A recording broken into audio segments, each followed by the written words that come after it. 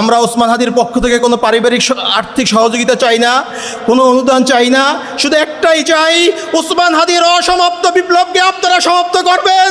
আপনারা যদি রাজি থাকেন আমার সাথে ওয়াদা করেন, ইনসাফের বাংলাদেশ গঠন না হওয়া পর্যন্ত আপনারা শান্ত হবেন না।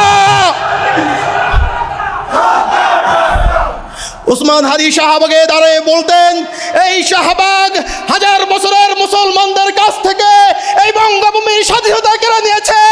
এই শাহবাগে ফ্যাসিবাদের জন্ম হয়েছে। আমি এই শাহবাগ থেকেই ফ্যাসিবাদকে রুখে দেব।